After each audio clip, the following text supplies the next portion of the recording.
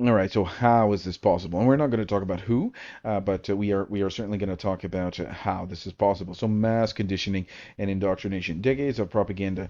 Who is directing the propaganda towards us? Well, we're not going to talk about that right now, but there's certainly, if you can put two and two together, you will know who is.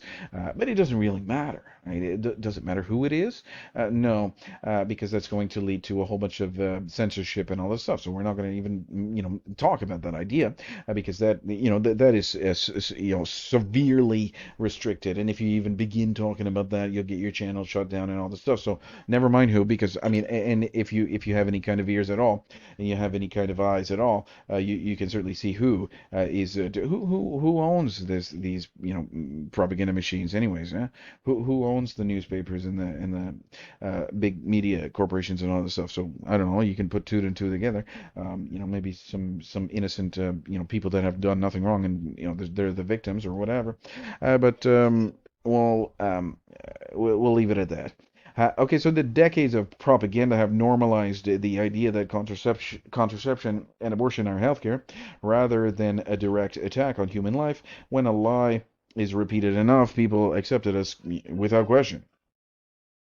Redefining scientific terms. So the medical and pharmaceutical industries deliberately changed the definition of contraception to implantation, allowing them to claim birth control is not abortifacient. This manipulation of language blinds people to the reality of what is happening, right? And so the manipulation of language. So what they are doing here, and we'll see that from my previous video here. This is one of my previous videos. You see, they are manipulating the language, right? This is the FDA's own publication, and unless you know that altering the endometrium will cause the death of the baby, you will not be aware that anybody that reads this will say, it prevents conception by suppressing ovulation. Well, that's great. How does it do it? Oh, it does that and that and that and that, and it alters the endometrium, right? So the only reason that you would want, I don't want to, but anybody that would want to alter the endometrium, why would you want to do that? To kill the baby. That's the only reason that you would do that. That's the only reason that the drug would cause the altered endometrium is to kill the baby. That's the abortifacient effect. That is the drug doing exactly what it's designed to do, is to kill the baby. How do we know that? It's over here, altering the endometrium. So the endometrium it was fine like it was. There was no disease or anything, but the baby boy or the baby girl will die over here, altering the endometrium. And if you read this, right, if you're an honest and reasonable person, you will read this. It doesn't matter if you have a PhD or you were quit school at grade one.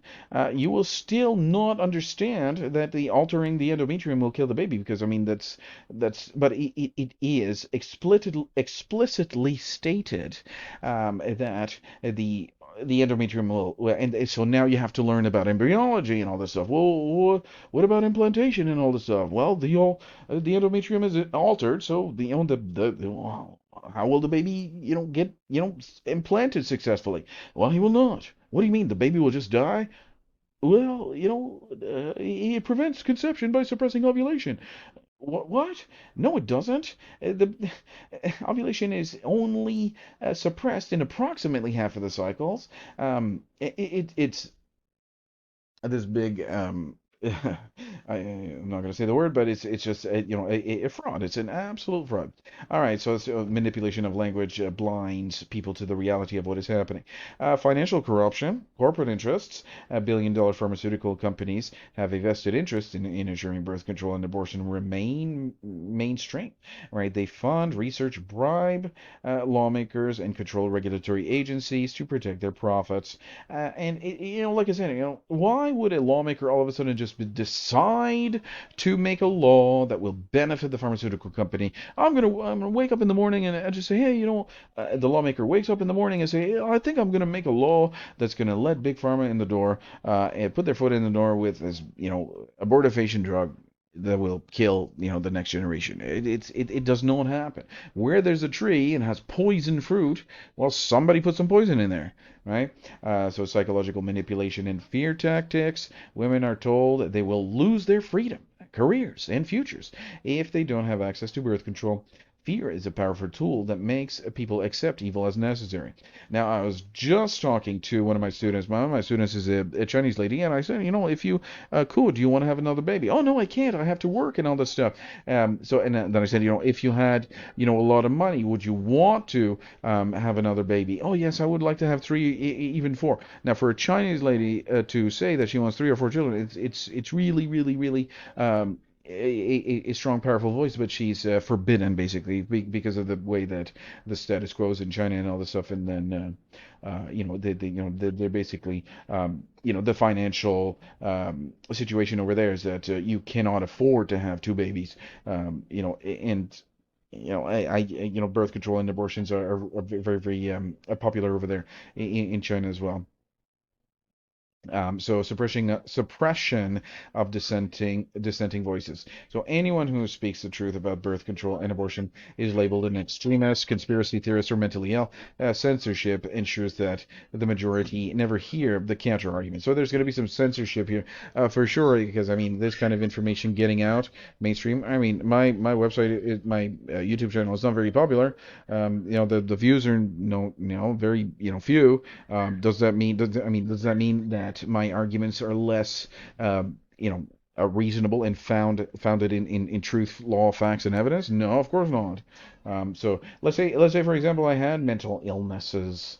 Does that make any of the arguments that does that dispel any of the arguments that I made? Right. So it certainly does not. Let's say I was a conspiracy theorist. Would that dispel any of the arguments that I made? An extremist? Well, killing babies is not an extremist, right? Extremism is killing the next generation. That is beyond extremism. That's they took a turn for the left and they went right into the ditch. Man, they really, really destroyed their own selves in the lives of so many.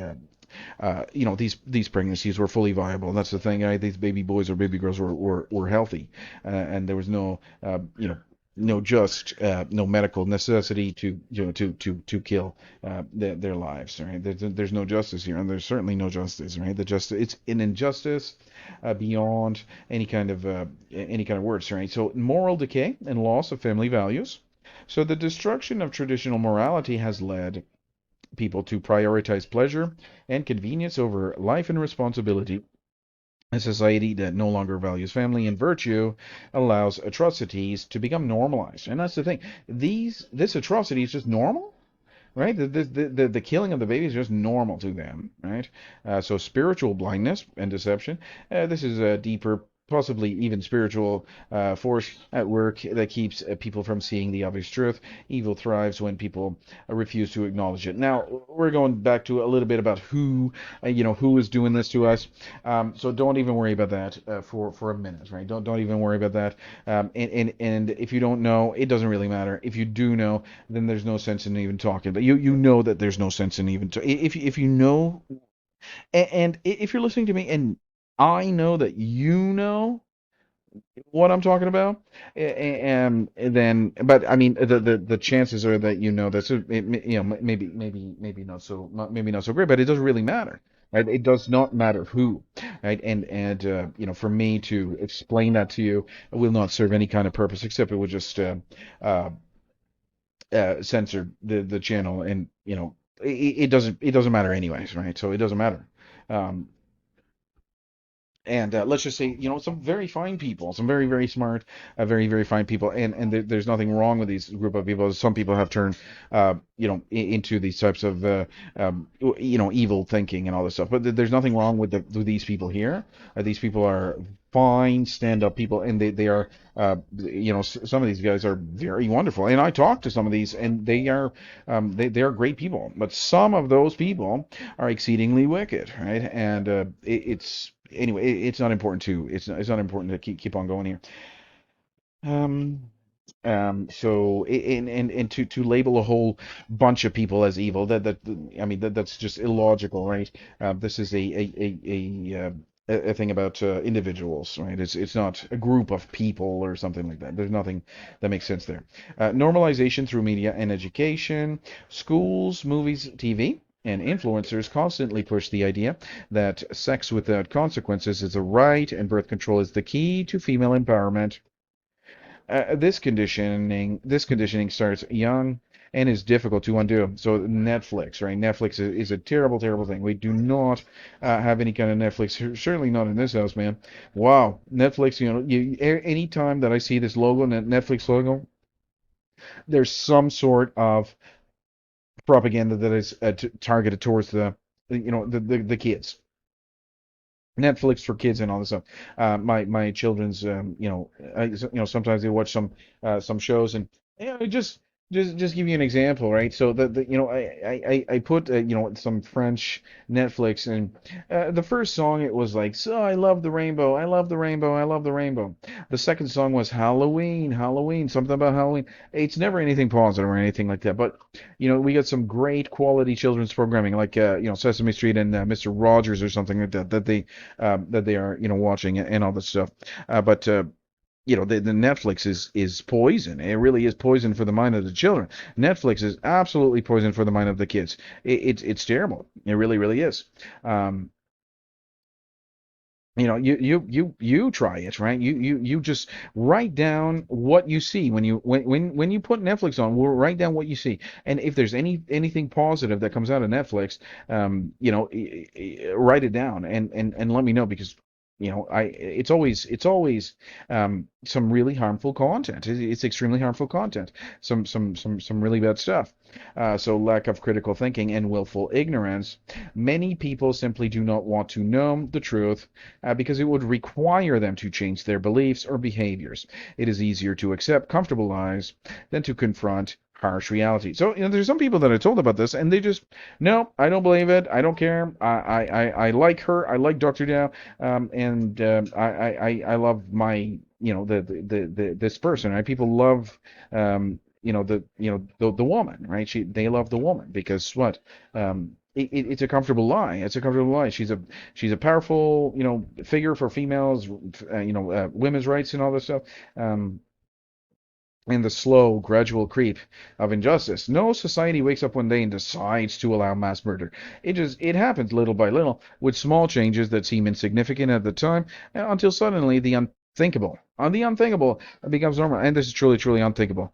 This is how this is possible. So again, don't worry about who, and if you want to figure this out, you're not going to figure it out on this channel. I won't even talk about it. I won't even get started on that, because there's no need. And if you come back and you say, oh yeah, that's why he didn't talk about it, well then right? So then it doesn't even matter in the first place, because we know that these people are individuals, and that they are not a group of people or anything. They are individuals. The specific group of people that they belong to doesn't matter. It doesn't really matter, because they are individuals. So it's not important, and you'll know that to be true if you know who made this possible. But how is this possible? That's what we're talking about today. Thank you very much for tuning in. I'll see you guys in the next video.